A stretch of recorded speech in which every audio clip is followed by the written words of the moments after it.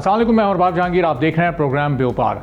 ईद के इस ख़ास मौके पर हम आपके सामने एक ख़ास इदारे के अंदर मौजूद हैं और आज हम आपको ये बताएंगे कि पाकिस्तान स्टॉक एक्सचेंज को तो सभी जानते हैं। हर एक इस वक्त जो उसके कंज्यूमर्स हैं, जो एक कॉमन मैन है, वो अब ये जान चुका है कि पाकिस्तान स्टॉक एक्सचेंज में कैसे आपने ट्रेडिंग करनी है, कैसे आपने शेयर्स ख़रीदने बेचने हैं। हमने ये देखा कि पिछला जो महीना गुजरा अप्रैल का, उसमें 24,000 से ज़्यादा नए अकाउंट्स उसमें खुले और उसमें नए इन्वेस्टर बहुत बड़ी तादाद में आए हैं। लेकिन पाकिस्तान स्टॉक एक्सचेंज के साथ ही एक और ऐसा इदारा है जो कि कमोडिटी ट्रेडिंग करता है और उसका नाम है पाकिस्तान मर्केंटाइल एक्सचेंज। अब ये एक्सचेंज किस तरह से काम करती है, SECP के तहत ये भी लाइसेंस्ड है, रेगुलेटेड एक्सचेंज है और यही वो दो एक्सचेंजेस हैं पाकिस्तान में जिसमें कि कोई भी शख्स बिला डरे और बिला झिझके इन्वेस्टमेंट कर सकता है। इसके अलावा आप अगर कहीं भी जाकर इन्वेस्ट करेंगे तो शायद किसी स्कैम की नज़र आपका पैसा हो सकता है, आपकी जो इन्वेस्टमेंट है वो कहीं वेस्ट हो सकती है, आपके साथ कोई फ्रॉड हो सकता है। तो अब इन सारे फ्रॉड से कैसे बचा जाए और ये जो ट्रेडिंग है एक आम आदमी के लिए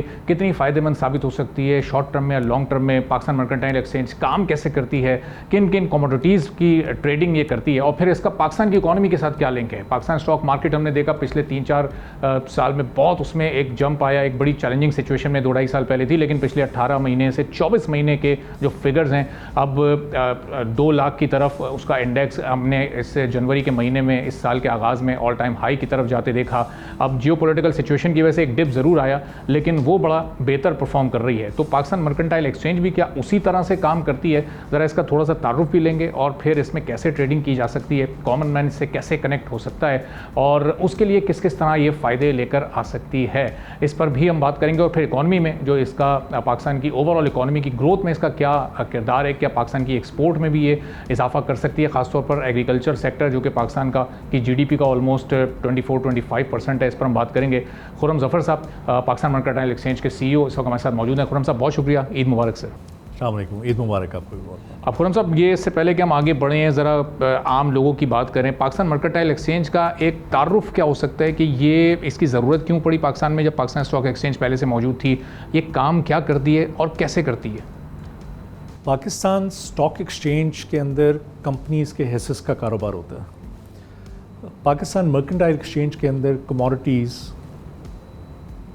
की ट्रेडिंग होती है। कंपनीज़ के हिस्सेस एक कम्प्लीटली डिफरेंट डोमेन है। कमोडिटीज़ जिस तरह गोल्ड हो गया, सिल्वर हो गया, कॉपर हो गया, मेटल हो गया, हमारे यहाँ इंडिसेस ट्रेड होती हैं, ये एक कम्प्लीटली डिफरेंट डोमेन है। स्टॉक मार्केट जो है वो उसको रेडी मार्केट कहते हैं, स्पॉट मार्केट कहते हैं, जिसमें आपने 100 रुपये का शेयर ख़रीदना है, 100 रुपये देंगे, 100 रुपये का शेयर आपको मिल जाएगा। हमारे यहाँ चूँकि ये फ्यूचर्स एक्सचेंज है, इसमें आपके पास अपॉर्चुनिटी होती है कि आप एक मार्जिन जमा करा के जो 2-4% से लेके 10-12% तक हो सकता है, आप कमोडिटी में एक पोजीशन ले सकते हैं कि उसकी प्राइस फ्यूचर में क्या होगी।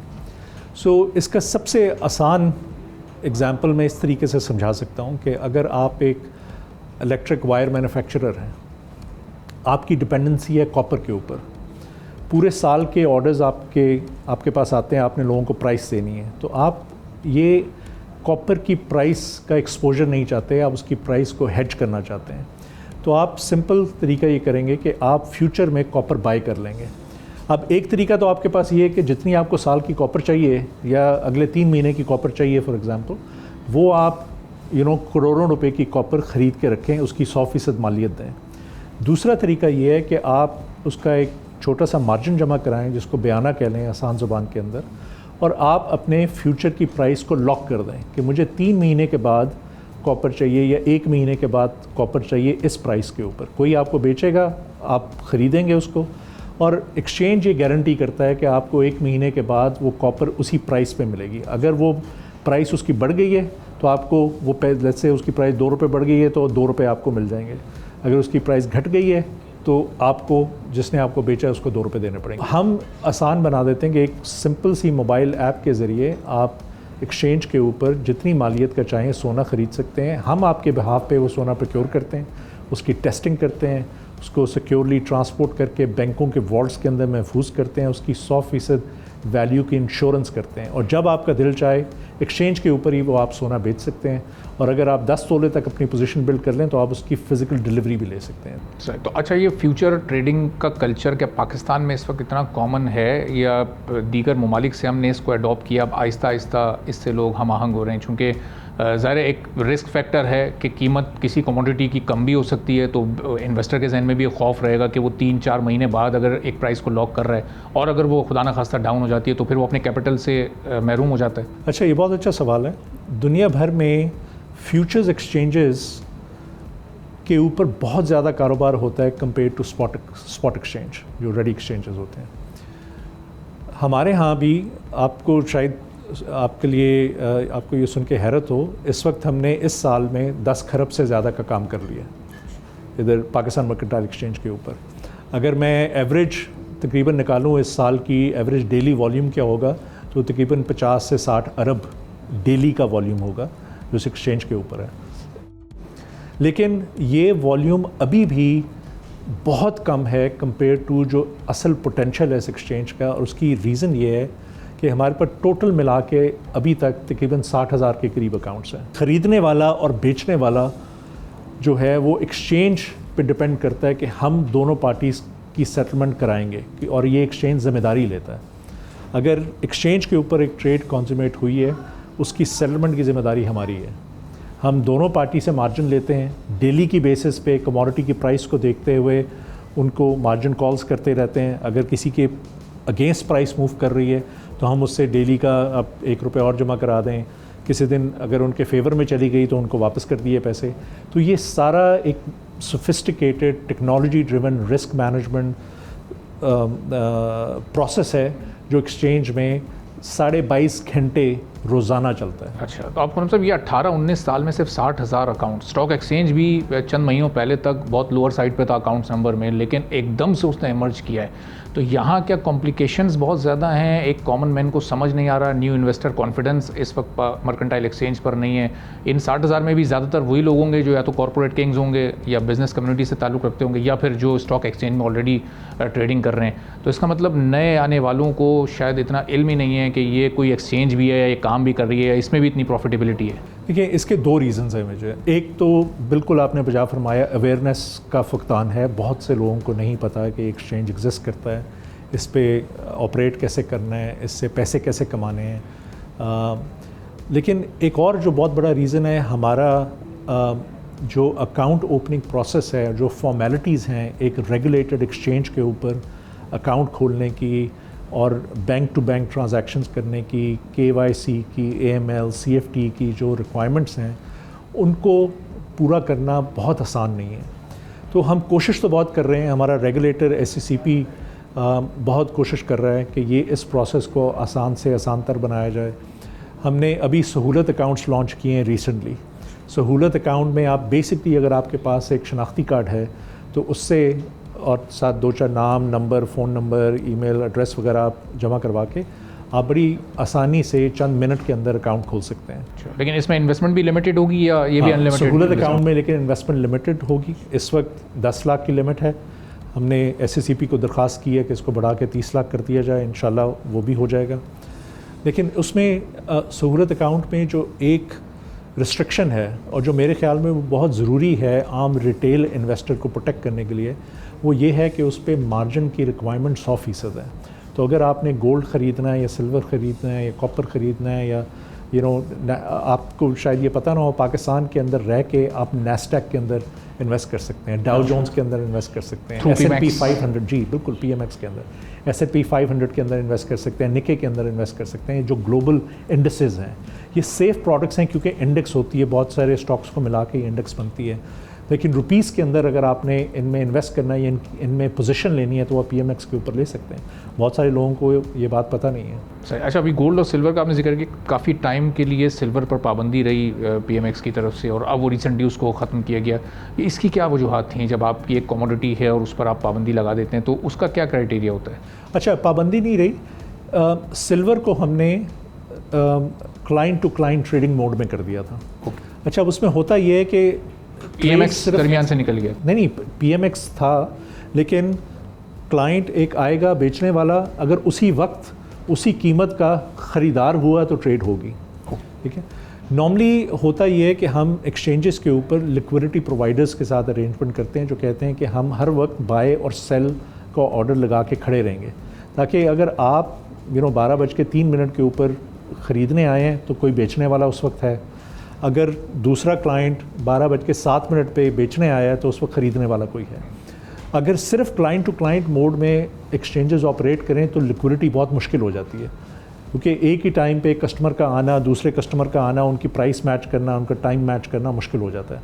तो इस लिक्विडिटी को इम्प्रूव करने के लिए ज़्यादातर एक्सचेंजेस दुनिया भर में लिक्विडिटी प्रोवाइडर्स के साथ कॉन्ट्रैक्चुअल अरेंजमेंट्स करते हैं कि आप आएँ, आप हर वक्त मार्केट में ख़रीदार और बेचू हों, ताकि जब भी कोई ख़रीदार और कोई बेचने के लिए आए तो कोई ना कोई काउंटर पार्टी रेडी हो उसको ख़रीदने के लिए। अगर कोई इसकी प्राइस को बेहतर कर सकता है तो 100 बिस्मिल्लाह करें। सही। अच्छा, अब आजकल जो पाकिस्तान के हालात हैं, हर एक आम आदमी हमें परेशान दिखाई देता है। लोग छोटी छोटी इन्वेस्टमेंट करके बड़े प्रॉफिट्स कमाना चाहते हैं। तो इस सहूलत अकाउंट की लिमिट 10 लाख रुपये है, ये इसका इनिशियल अमाउंट क्या है, कहाँ से ये आगाज़ हो सकता है, और शॉर्ट टर्म या लॉन्ग टर्म में इसके क्या फ़वाइद हो सकते हैं? हमारा जो फिज़िकल सोने का प्रोडक्ट है वो आप तोले के 1000वें हिस्से तक ख़रीद सकते हैं। जिसका मतलब है अगर आज 4,90,000 प्राइस चल रही है तोले की, तो 490 रुपये से आप PMX के अंदर सोने में इन्वेस्टमेंट कर सकते हैं।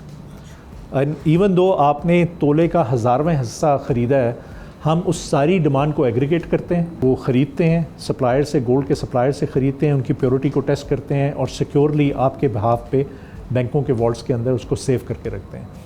तो अब अगर आप एक रिटेल इन्वेस्टर हैं और आप 500 रुपये तक से भी इन्वेस्टमेंट करना चाहते हैं तो PMX के ऊपर गोल्ड का प्रोडक्ट एक शानदार प्रोडक्ट है जिसके अंदर आप इन्वेस्ट कर सकते हैं। अभी हमने रिसेंटली 3 एग्रीकल्चर प्रोडक्ट्स भी लॉन्च किए हैं। चावल के अंदर हमारे लिक्विडिटी प्रोवाइडर्स अरेंज हो गए हैं, जो चावल की ट्रेडिंग में बड़े प्लेयर्स हैं, इंपोर्ट भी करते हैं, एक्सपोर्ट भी करते हैं, लोकल ट्रेडिंग भी करते हैं।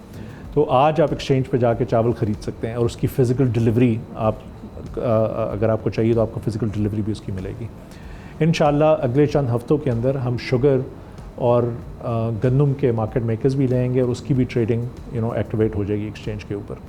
सो that's another opportunity to invest in local commodities. गंदम के ख़रीदने के प्रोसेस को इतना आसान कर दें कि एक मोबाइल फ़ोन के ज़रिए आप एक बटन दबाएं और आप एक ट्रॉला गंदम का ख़रीद सकें।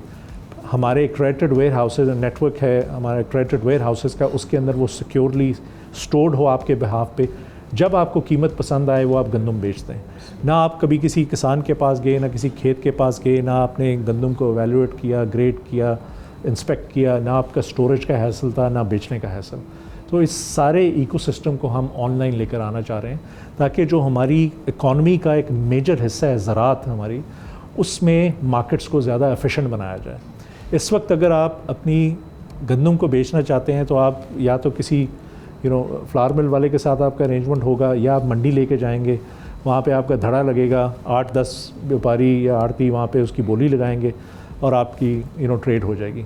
लेकिन यही गंदम की कीमत अगर पाकिस्तान मर्केंटाइल एक्सचेंज के ऊपर डिस्कवर हो रही है, जहाँ पे अरबों रुपए की ट्रेड लिक्विडिटी है, और लोग जो कॉपर में इन्वेस्ट करते हैं, गोल्ड में करते हैं, सिल्वर में करते हैं, नैस्डैक पे करते हैं, वही लोग अगर गंदम में भी इन्वेस्ट करना शुरू कर दें और उसकी प्राइस डिस्कवरी के प्रोसेस में कंट्रीब्यूट करें, तो आप खुद ही सोच सकते हैं कि ये कितना बड़ा फ़ायदा होगा हमारे किसानों का, जो सारा साल मेहनत करते हैं और एंड में उनको सिर्फ इस वजह से कीमत अच्छी नहीं मिलती कि वो एक मंडी के एक थड़े तक महदूद हैं कि वो ही 4 लोग जो 5 लोग हैं वो आके उसकी गंदम की बोली लगाएं, as opposed to a national exchange जो एक इलेक्ट्रॉनिक प्लेटफॉर्म के ऊपर अरबों रुपए के सरमायादारों के थ्रू उसकी कीमत लगवा रहा है। सही। और पिछले 2-3 साल में ये बड़ा इशू भी रहा हमारे किसानों के लिए, गंदम की कीमत को ख़ास तौर पे लेके। तो अब इस ये डिजिटल मोड में आने से हमारे एग्रीकल्चर सेक्टर को ओवरऑल कितना फ़ायदा हो सकता है, किसानों की ज़िंदगी कैसे तब्दील हो सकती है। खुर्रम साहब एक छोटा सा ब्रेक लेते हैं ज़रा, एक ब्रेक के बाद वापस आते हैं तो ज़रा खुर्रम साहब से ये भी समझेंगे कि पाकिस्तान का एग्रीकल्चर सेक्टर उसकी ग्रोथ में PMX का क्या किरदार है और फिर हमारी ओवरऑल इकॉनमी को कैसे ऊपर लेकर जा सकती है। एक छोटे से ब्रेक के बाद एक बार फिर आपको प्रोग्राम में खुशामदीद कहेंगे और खुर्रम ज़फ़र साहब से हमारी ये गुफ्तगू चल रही है। अभी पाकिस्तान मर्केंटाइल एक्सचेंज में जो नई कमोडिटीज़ आई हैं वो कमोडिटीज़ हैं जो हम रोज़ाना की बुनियाद पर जिनको घर में इस्तेमाल कर रहे हैं, चावल, चीनी, गंदम। अब इनको अगर पाकिस्तान मर्केंटाइल एक्सचेंज के थ्रू फार्मर्स हमारे सेल आउट करते हैं तो उनको कितना इससे फ़ायदा हो सकता है? ज़रा इस सेगमेंट में थोड़ा सा इसको फार्मर पर जो इसका पॉजिटिव इम्पैक्ट है उसको भी कवर करने की कोशिश करते हैं। खुर्रम साहब, ये अगर फार्मर्स इस प्लेटफॉर्म को यूज़ करते हैं और अपनी कमोडिटीज़ को इसके थ्रू सेल करते हैं तो उन्हें कितना इजाफी प्रॉफिट मिलेगा? चूँकि अभी जो पिछले सेगमेंट में आपने बताया कि उनकी क्या परेशानियाँ और चैलेंजेस हैं। देखें, ये लाइफ चेंजिंग हो सकता है हमारे किसानों के लिए। अगर हम आज के वक्त देखें तो किसान जब अपनी हार्वेस्ट तैयार करता है तो उसकी मजबूरी होती है कि उसने उसको बेचना ही बेचना है, उसी दिन बेचना है। वो मंडी में जाता है, जो उसे कीमत मिलती है वो मजबूरन उसको पैसे लेने पड़ते हैं क्योंकि उसने कर्ज़ा भी लिया होता है, अगली फसल के लिए उसे इनपुट्स भी चाहिए होती हैं। उसके पास इतनी खपत नहीं है, इतनी कैपेसिटी नहीं है कि वो उसको स्टोर करके रखे और कीमत के बेहतर होने का इंतज़ार करे। अगली फसल उसको लगानी है, अगली फसल लगानी है उसने। अच्छा, ये एक बेसिक इकॉनमी का असूल है कि जब सप्लाई ज़्यादा होती है कीमत कम होती है, जब डिमांड ज़्यादा होती है कीमत बढ़ती है। जब गंदम की जब कटाई होती है उस वक्त सबसे ज़्यादा हमारे 25-30 मिलियन टन गंदम इस मुल्क में पैदा होती है। वो सारी की सारी अप्रैल और मई के महीने के अंदर बाज़ार में आ जाती है। अब ये इसमें कोई मुश्किल नहीं है इस बात को समझना कि अप्रैल और मई के अंदर गंदम की कीमत सबसे कम होगी क्योंकि सप्लाई सबसे ज़्यादा होती है और इसी वक्त हमारा किसान जो है उसको ये गंदम बेचनी पड़ती है। हम जो इकोसिस्टम लेकर आ रहे हैं उसको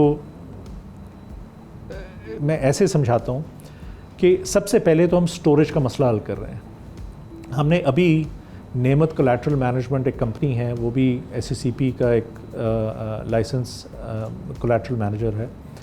वो पूरे मुल्क के अंदर वेयर हाउसेस ढूंढ रहा है, उनको क्रेडिट कर रहा है और लोगों को के पास इन्वेस्टर्स के पास जाके उनसे इन्वेस्टमेंट करवा रहा है वेयर हाउसिंग नेटवर्क के अंदर, ताकि हमारे पूरे मुल्क में वेयर हाउसेस का एक जाल बिछ जाए।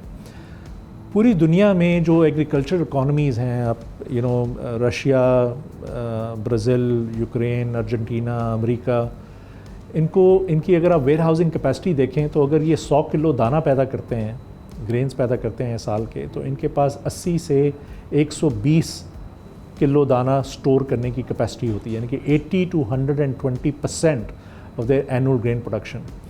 हमारे मुल्क के अंदर अगर आप सिर्फ गंदम, चावल, मकई, चीनी, ये कुछ चना वगैरह और कपास को ले लें तो अगर सिर्फ हम दानों को भी ले लें तो तकरीबन 50 से 60 मिलियन टन की प्रोडक्शन है हमारी। और हमारी वेयर हाउसिंग कैपेसिटी कितनी है? टोटल मिला के 5 से 6 मिलियन टन। और जो एक्रेडिटेड कैपेसिटी है, यानी कि ऐसे वेयर हाउस जिनके अंदर दूसरों को कॉन्फिडेंस दिया जा सकता है कि इसके अंदर अगर कमोडिटी स्टोर होगी तो ये सेफ़ और सिक्योर होगी, वो सिर्फ 3.5 लाख टन है। तो आप अंदाज़ा करें कि सिर्फ वेयर हाउसिंग कैपेसिटी की कितनी गैप है हमारे मुल्क के अंदर, जिसको ब्रिज करना बहुत ज़रूरी है। अच्छा, अब एक तरफ ये वेयर हाउसिंग कैपेसिटी बढ़ेगी, अब हमने इस वेयर हाउसिंग कैपेसिटी को यूटिलाइज़ भी करवाना है ताकि इन्वेस्टर्स को जो वेयर हाउस में इन्वेस्ट करें उनको भी रिटर्न मिले। उसके लिए हम किसानों के पास जाते हैं और किसानों को कहते हैं कि देखें, आप पिछले साल का एग्जांपल ले लें, 2200 रुपये के ऊपर आपने गंदम अप्रैल में बेची, बजाय इसके कि आप ये गंदम 2200 रुपये की फेंकें बाज़ार के अंदर, आप जो भी आपका करीबी एक्रेडिटेड वेयर हाउस है उसके अंदर जाके अपनी कमोडिटी को वेट करवाएं, उसको ग्रेड करवाएं, उसको सिक्योरली स्टोर करवाएं और आपको एक इलेक्ट्रॉनिक रसीद मिल जाएगी जो कहेगा कि मोहम्मद अली के पास इतने टन गंदम इस वेयर हाउस के अंदर इस ग्रेड की महफूज पड़ी है। अब उस किसान की गंदम जब एक एक्रेडिटेड वेयर हाउस के अंदर सेफली स्टोर कर दी गई है तो वो एक बैंकेबल एसेट बन जाता है। एक्सचेंज के ऊपर उसकी कीमत लग रही है रोज़ के रोज़। बैंक को ये कंफर्ट आ गया कि एक एक्रेडिटेड वेयर हाउस में एक सेफ़ वेयर हाउस ऑपरेटर के पास 5 करोड़ रुपए की गंदम पड़ी हुई है किसी किसान की फॉर एग्ज़ाम्पल, और उसको वो डेली मार्क टू मार्केट भी कर रहा है क्योंकि एक्सचेंज के ऊपर उसका रेट डेली का निकल रहा है। तो वो किसान को ऑफ़र करेगा कि यार इस 5 करोड़ की गंदम के अगेंस्ट मैं तुम्हें 4 करोड़ का कर्ज़ा देने को तैयार हूँ, या 50 लाख की गंदम के अगेंस्ट 40 लाख का कर्ज़ा देने को तैयार हूँ। तो किसान वो 40 लाख का कर्ज़ा लेगा, अपनी अगली फसल के लिए जो भी उसे इनपुट्स वगैरह चाहिए वो बीजेगा, अपनी अगली फसल तैयार करेगा और यहाँ से फिर कीमत को बेहतर होने का इंतज़ार करेगा। अगर पिछले साल जैसे डायनामिक्स रहते हैं फॉर एग्ज़ाम्पल, तो उसको 2200-2300 रुपये की गंदम अगर वो स्टोर करके रखता और 6 महीने बाद वो 4800 रुपये की बिकती, तो बैंक की फाइनेंसिंग कॉस्ट पे करने के बाद भी, स्टोरेज की फ़ीस पे करने के बाद भी वो कंसिडरेबल प्रॉफिट में होता है किसान।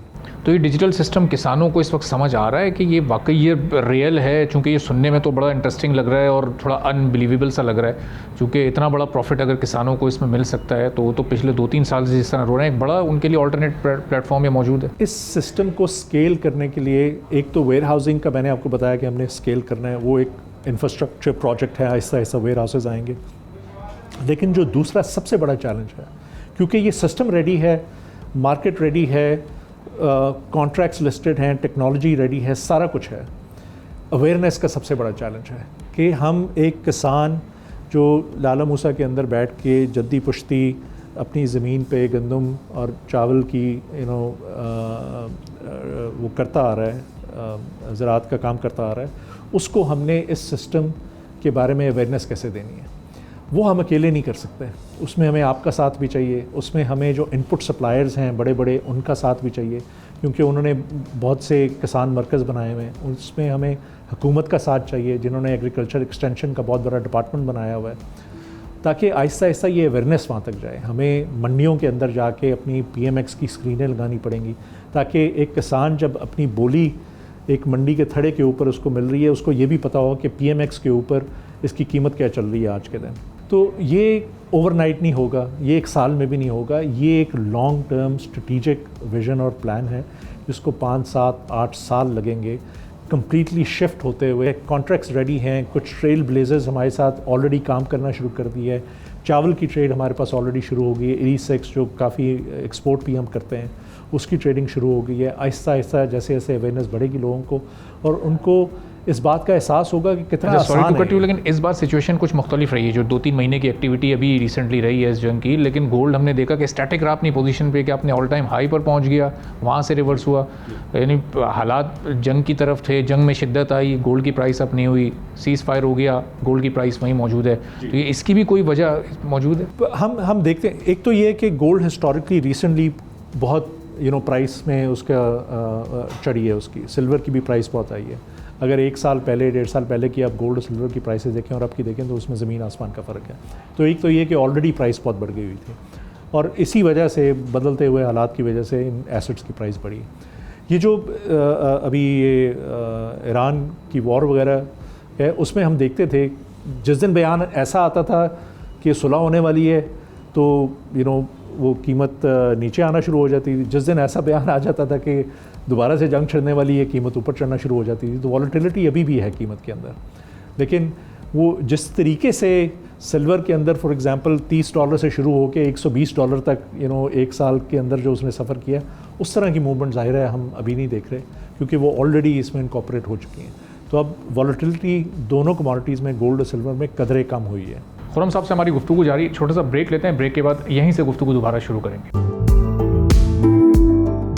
एक बार फिर आपको प्रोग्राम में खुशामदीद कहेंगे। खुर्रम ज़फ़र साहब हमारे साथ मौजूद हैं। तो खुर्रम साहब, अब ये इस वक्त जो एक, मुझे यकीन है कि आप ये प्रोग्राम देखने के बाद बहुत सारे लोगों के कॉन्सेप्ट भी क्लियर हुए होंगे कि ये वो इतनी कॉम्प्लिकेशंस नहीं जितनी हम समझते हैं। एक आम आदमी को अगर पाकिस्तान मर्केंटाइल एक्सचेंज में इन्वेस्ट करना है तो उसके लिए क्या क्या आसान स्टेप्स हो सकते हैं ताकि वो बहुत आसानी के साथ इसका पार्ट बने। और ये जो 60,000 का इस वक्त फिगर है, ये ज़ाहिर है हम भी ये चाहेंगे कि ये बहुत तेज़ी के साथ बढ़े, और जिस तरह पाकिस्तान स्टॉक एक्सचेंज इस वक्त लाखों के अकाउंट्स में पहुँच चुकी है फिगर, तो वो उसको कम अज़ कम वहाँ पर जाकर उसकी बराबरी के लेवल पर ही आए। बहुत आसान है। सबसे पहला स्टेप आपने ये लेना है कि आपने अपने आप को एजुकेट करना है इस मार्केट के बारे में, कमोडिटीज़ के बारे में पढ़ना है, स्पेकुलेट नहीं करना, गैम्बलिंग नहीं करनी। कमोडिटीज़ आप क्लैरिफाई जरा कर दें, कौन कौन सी कमोडिटीज़ हैं अवेलेबल? सोने के प्राइस डायनामिक्स को स्टडी करें, कब चढ़ता है, कब कम होता है, आजकल क्या प्राइसेस चल रही हैं। सिल्वर को देखें, क्रूड ऑयल को देखें। आजकल बहुत सारे लोग क्रूड ऑयल के अंदर पोजीशन लेते हैं because of what's going on in the region. तो सबसे पहले तो मैं इन्वेस्टर्स कहूँगा कि अपने आप को नॉलेजेबल बनाएं कमोडिटीज़ में ट्रेड करने के लिए। ये सिर्फ PMX का मसला नहीं है, इवन मैंने PSX पे भी देखा है कि बहुत सारे लोग टिप पे ट्रेडिंग करते हैं। ए ने कह दिया ये ख़रीद लो, मैंने ख़रीद लिया, बी ने कह दिया ये बेच दो, मैंने बेच दिया। ये किसी भी इन्वेस्टर के लिए ये अच्छा नहीं हो सकता। तो सबसे पहला मशवरा तो मेरा ये है कि अपने आप को, और आजकल ऑनलाइन रिसोर्सेज बेशुमार हैं। बहुत सारे लोग ब्रोकर एडवाइस पर चल रहे होते हैं कि ब्रोकर को जिसके थ्रू अकाउंट खुला है बस वही फैसला करता है कि आपने क्या लेना है, क्या करना चाहिए, वो भी नहीं करना चाहिए। आपको अपना नॉलेज बिल्ड करना है, और आजकल तो नॉलेज भी फ्रीली अवेलेबल है और AI टूल्स भी आपको गाइड कर सकते हैं। तो आप अपने आप को नॉलेजेबल बनाएं ट्रेडिंग करने के लिए। दूसरा सबसे आसान तरीका ये है कि आप स्टार्ट करें सहूलत अकाउंट के साथ। उसमें आप अनवारंटेड एक्सपोजर नहीं लेंगे। आपके पास अगर 100 रुपये है तो आप 100 रुपये की ट्रेड करेंगे। ऐसा नहीं होगा कि 100 रुपये से आप 3000 रुपये की पोजीशन ले लें मार्जिन फैसिलिटी को यूज़ करते हुए। सहूलत अकाउंट खोलने का सबसे आसान तरीका है, हमारे 60-70 के करीब ब्रोकर हैं। बहुत सारे ब्रोकर वही हैं जो PSX के भी ब्रोकर्स हैं, बहुत सारे कॉमन ब्रोकर्स हैं। आप अपने एग्जिस्टिंग ब्रोकर के पास जा सकते हैं। अगर वो PMX का भी ब्रोकर है, आप उन्हें कह सकते हैं मैं PMX पे ट्रेडिंग करना चाहता हूँ, मेरा अकाउंट खोलें। वरना आप ब्रोकर्स को सर्च करके उनकी वेबसाइट के थ्रू ऑनलाइन अकाउंट ओपनिंग है। बहुत से सहूलत अकाउंट्स के लिए तो बहुत ही सिंपल प्रोसेस है, उसको आप फॉलो कर सकते हैं। अगर वो भी नहीं तो आप हमारी वेबसाइट पे आ सकते हैं। PMX की वेबसाइट अगर आप गूगल पे सर्च करें, वहाँ पे बिकम अ ट्रेडर का बटन क्लिक करेंगे तो आपको हम सारे ब्रोकर्स उनको आप सोर्ट कर सकते हैं कि वॉल्यूम कौन करता है, किस शहर में कौन काम करता है, वैल्यू कौन ज़्यादा ट्रेड करता है, डिजिटल अकाउंट ओपनिंग किसके पास है। जिस ब्रोकर को आप सेलेक्ट करेंगे आपकी इन्फॉर्मेशन उसके साथ शेयर कर दी जाएगी और वो आपसे फॉलोअप करके आपका अकाउंट खुलवाएंगे। आप अकाउंट खुलवाएंगे, आपको एक बैंक अकाउंट नंबर मिल जाएगा, उसके अंदर आप अपने बैंक अकाउंट से ऑनलाइन ट्रांसफ़र करें और छोटे पैसे के साथ आप ट्रेडिंग शुरू करें, सीखें, प्लेटफॉर्म को सीखें। हमारा मेटा कोड्स प्लेटफॉर्म है, पूरी दुनिया में एक स्टैंडर्ड उसको समझा जाता है। तो उस प्लेटफॉर्म को समझें, उसकी इंट्रिकसीज़ को समझें, ट्रेडिंग को समझें, फंडामेंटल्स को समझें, टेक्निकल्स को समझें, ट्रेडिंग इंडिकेटर्स को समझें, और आहिस्ता आहिस्ता जैसे जैसे आपका कंफर्ट बढ़ता जाए इस मार्केट के अंदर, वैसे वैसे आप अपनी इन्वेस्टमेंट भी इसके अंदर बढ़ाते जाएं और स्केल करें। अच्छा, ये फ्यूचर ट्रेडिंग में फ्यूचर बाइंग तो हम कर रहे हैं, फ्यूचर सेलिंग भी इसमें हो रही है? दोनों जो हमारे सारे कंज्यूमर्स होंगे, कस्टमर्स होंगे, उनके थ्रू बाइंग भी कर सकते हैं। अगर आप समझते हैं कि किसी कमोडिटी ऑयल की कीमत अगर आप समझते हैं कि नीचे जाने वाली है, आप उसे सेल कर दें। अगर आप समझते हैं गोल्ड की कीमत ऊपर जाने वाली है तो आप गोल्ड बाई कर लें। इस PMX का जो रोल है पाकिस्तान में, इसको हम ज़रा पाकिस्तान की इकॉनमी से, पाकिस्तान की एक्सपोर्ट से अगर लिंक करें तो ये इसमें कोई रोल प्ले कर रहा है एग्रीकल्चर साइड पे या दीगर कमोडिटीज़ में? हमारी एक्सपोर्ट्स में इसके थ्रू कुछ ग्रोथ आ सकती है, या फॉरेन इन्वेस्टमेंट जिसमें पाकिस्तान पिछले 25 साल में बहुत स्ट्रगल कर रहा है, तो फॉरेन इन्वेस्टमेंट भी इसमें मौजूद है, बाहर के कुछ इन्वेस्टर्स भी हैं, या इन फ्यूचर आप उनको भी अट्रैक्ट करने का इरादा रखते हैं? देखिए, हमारे यहाँ कोई कतगन नहीं है, स्पेशली जो हम लोकल एग्रीकल्चर प्रोडक्ट्स लॉन्च कर रहे हैं उसकी तो ये एक ही मार्केट होगी। या तो आपके पास ऑप्शन ये है कि मंडी में जाएं और वहाँ जाके आप अपनी चावल, गंदम, चीनी वगैरह ख़रीदें, या PMX के ऊपर ये कमोडिटीज़ ख़रीदें। तो जब इसकी मार्केट लिक्विड हो जाएगी और इसके अंदर ट्रेडिंग एक्टिविटी शुरू हो जाएगी तो ये वाहिद प्लेटफॉर्म होगा जिसके ऊपर आप लोकल एग्रीकल्चर कमोडिटीज़ की ट्रेडिंग कर सकते हैं। और आप अगर बाहर के इन्वेस्टर भी हैं और यहाँ पर आप पोजीशन लेना चाहते हैं तो आप वो ले सकेंगे। जो दूसरी कमोडिटीज़ हैं, गोल्ड वगैरह, चूँकि गोल्ड एक यूनिवर्सल कमोडिटी है, वो आप दुबई में हैं तो दुबई के एक्सचेंज के ऊपर ट्रेड कर सकते हैं, अमेरिका में है तो अमेरिका पे कर सकते हैं। तो वो इतना इंसेंटिव नहीं है बाहर के लोगों के पास या बाहर के इन्वेस्टर के पास कि वो PMX के ऊपर आके गोल्ड ट्रेड करें, क्योंकि वो जिस मुल्क में रह रहे हैं वो वहाँ पर भी कर सकते हैं। लेकिन agriculture commodities is a big opportunity. और जहाँ तक इकॉनमी पे इम्पैक्ट का ताल्लुक है, जो लोकल हमारी गोल्ड इकॉनमी है, आई थिंक अगर आप एक आम शहरी को सोने के अंदर इन्वेस्ट करना आसान करा दें तो it's a time tested asset class. हर कोई, या इस कमरे के अंदर भी जितने लोग मौजूद हैं, अगर आप उनको ऑप्शन दें कि आप मोबाइल फ़ोन के ऊपर एक ऐप से एक बटन दबा के 500 रुपये का सोना ख़रीद सकते हैं, आपको बाज़ार नहीं जाना पड़ेगा, तो आप एक सेविंग्स के कल्चर को प्रमोट कर सकते हैं, फाइनेंशियल इंक्लूजन को प्रमोट कर सकते हैं। तो गोल्ड का प्रोडक्ट हमें इसलिए बहुत प्रॉमिसिंग लगता है और उसमें बाइंग और सेलिंग को भी हम इसलिए बहुत आसान कर रहे हैं। लेकिन वो एक दिल में खौफ या जहन में जो एक मिथ होती है कि जब तक चीज़ फिज़िकल मौजूद नहीं है, एक परसेप्शन होता है कि उसको लोग देख ना लें, छू ना लें, ख़ुद चेक ना कर लें, तो वो उस पर इन्वेस्ट करते हुए शायद एक पाकिस्तान का कल्चर है कि बहुत मुश्किल हो उस पर। यहाँ पे रेगुलेटेड इदारों का काम आता है। आप बैंक में जाके बगैर सोचे समझे पैसे रख देते हैं ना, क्यों रखते हैं? इसीलिए कि वो बैंक, स्टेट बैंक रेगुलेट कर रहा है, चेक्स एंड बैलेंसेस हैं। इसी तरीके से पाकिस्तान मर्केंटाइल एक्सचेंज को सिक्योरिटीज़ एंड एक्सचेंज कमीशन, जो एक फेडरल रेगुलेटर है, वो रेगुलेट करता है। हमारे 3-4 किस्म के ऑडिट्स होते हैं, इंस्पेक्शंस होती हैं, बहुत सारे रेगुलेशंस और प्रोटोकॉल्स और रूल्स हैं जो हमको फॉलो करने पड़ते हैं। इसी वजह से हमारे यहाँ अकाउंट खोलना भी थोड़ा सा मुश्किल है और इसीलिए हमारी कॉस्ट भी हो सकता है थोड़ी सी ज़्यादा हो अनरेगुलेटेड प्लेटफॉर्म से जिनकी ये कंप्लायंस ओवरहेड नहीं होता।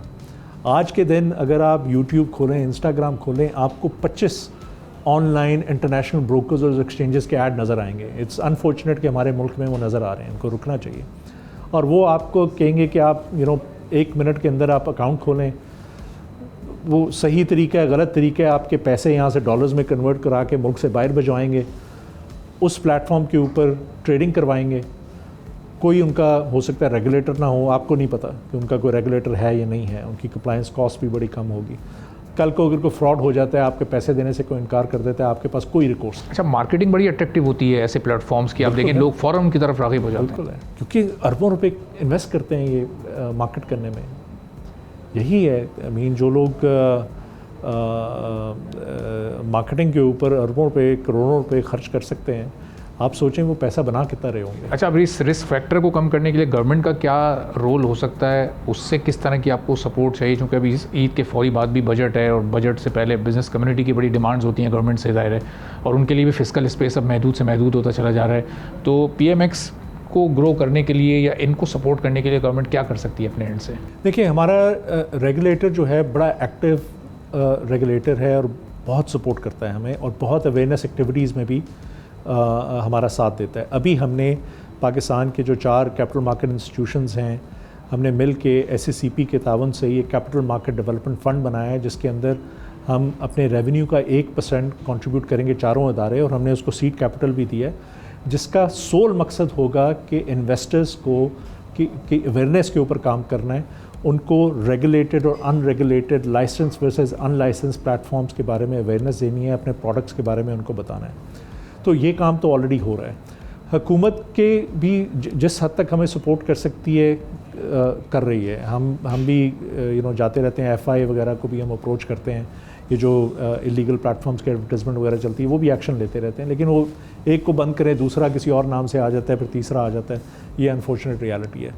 लेकिन जो बात मैं कहना चाहता हूँ वो ये है कि at the end of the day शहरी ने और इन्वेस्टर ने भी खुद ज़िम्मेदारी लेनी है कि वो भी तहकीक करे। और आजकल के दौर में आपका ये पोजीशन लेना कि मुझे तो पता नहीं था, ये वैलिड नहीं है, क्योंकि इन्फॉर्मेशन इतनी एक्सेसिबल हो गई है, इतनी आसान हो गई हुई है। तो आप भी तहकीक करें, आप भी रिसर्च करें। अक्सर लोग लालच में आके, हमारे यहाँ अगर आपने 1 लाख रुपए का काम करना है तो 9 रुपये एक्सचेंज की कमीशन है, जो कुछ भी नहीं है, 0.009% बनती है। सिर्फ इसलिए कि किसी अनरेगुलेटेड प्लेटफॉर्म के ऊपर लाख रुपए के ऊपर वो 8 रुपये से काम करवा देते हैं, आप वो रिस्क ले रहे हैं, उस अनरेगुलेटेड प्लेटफॉर्म के ऊपर काम करेंगे। ऐसा खुदारा ऐसा ना कीजिए। एक आखिरी सवाल कि आप फ्यूचर प्लान्स PMX के इस वक्त क्या हैं, जो अपने कस्टमर्स हैं, अकाउंट होल्डर्स हैं, उनको कैसे फैसिलिटेट करना है, और उनको भी साथ साथ अपने एज इदारा तो आप लोग ग्रो कर रहे हैं, वो कैसे फिर इसमें ग्रो करें? हम अवेयरनेस के ऊपर हम बहुत काम कर रहे हैं। हम सहूलत अकाउंट्स को अब प्रमोट कर रहे हैं, क्योंकि अभी हमें परमिशन मिली है चंद हफ्ते पहले इनको खोलने की, तो उसमें अकाउंट ओपनिंग बड़ी आसान हो गई है। तो हम इन्वेस्टर्स के लिए अवेयरनेस सेमिनार्स, वेबिनार्स वगैरह करते रहते हैं। दूसरा, हमारा ये ज़रूरी प्रोडक्ट्स के ऊपर बहुत एम्फेसिस है, स्ट्रेटेजिक फोकस है। जैसे मैंने कहा, चावल की ट्रेड शुरू हो गई है, गंदम, चीनी और मकई की ट्रेड अगले चंद हफ्ते के अंदर शुरू हो जाएगी। तो हमारा काफ़ी एफर्ट, एनर्जी, रिसोर्सेज इसके ऊपर चल रही है। सोने के प्रोडक्ट, जो फिज़िकल सोने का प्रोडक्ट है, वो मुझे लगता है कि फ़ाइनेंशियल इंक्लूजन में बहुत बड़ा रोल प्ले कर सकता है। तो उसको हम आसान बनाने के ऊपर काम कर रहे हैं। हमने APIs खोले हैं ताकि ब्रोकर्स बड़ी आसान सी सिंपल एप्लीकेशंस बना के लोगों तक लेके जा सकें। हम खुद सोच रहे हैं कि सिंपल सी गोल्ड की ऐप बनाएं, उसके थ्रू लोग आसानी से गोल्ड ख़रीद और बेच सकें। ये हमारे 3 मेजर एरिया हैं। बाकी एक्सचेंज का काम, रिस्क मैनेजमेंट को इम्प्रूव करना, लिक्विडिटी लेकर आना, ये सारे काम चलते रहते हैं। नए प्रोडक्ट्स भी इंट्रोड्यूस होते रहते हैं। हमारे बहुत सारे प्रोडक्ट्स हैं जिनकी जो वैल्यू थी वो बहुत बढ़ गई थी, क्योंकि डॉलर की कीमत बहुत बढ़ गई है। बहुत सारे ये गोल्ड, सिल्वर, ऑयल वगैरह जो हैं ये डॉलर लिंक्ड होते हैं, तो उनके हम माइक्रो कॉन्ट्रैक्ट्स लेकर आ रहे हैं ताकि एक छोटा इन्वेस्टर भी उसके अंदर इन्वेस्ट कर सके। लेकिन हमारी कोशिश ये होगी कि वो सहूलत अकाउंट वाले ही उसके अंदर कर सकें, एज अपोज टू कि लेवरेज लेके अपने आप को ओवरली एक्सपोज करें, क्योंकि वो हम छोटे इन्वेस्टर्स के लिए लाना चाह रहे हैं। तो ये हमारा अभी फोकस है going forward. Thank you so much sir. Khurram Zafar साहब, बहुत पाकिस्तान शुक्रिया, mercantile thank you very exchange के CEO हमारे साथ मौजूद थे। अब आपने गुफ्तगू का खुलासा ज़ाहिर है निकालना है कि जब भी इन्वेस्ट करना है आपने तो पाकिस्तान की लाइसेंस और रेगुलेटेड एक्सचेंजेस पर ही करना है, ताकि आपका पैसा भी महफूज रहे और आपकी इन्वेस्टमेंट भी वक्त के साथ साथ ग्रो करती रहे। इसी के साथ आज के प्रोग्राम से इजाज़त दीजिए। अल्लाह हाफ़िज़। सब्सक्राइब करें और बेल दबाएं ताकि कोई खबर रह न जाए।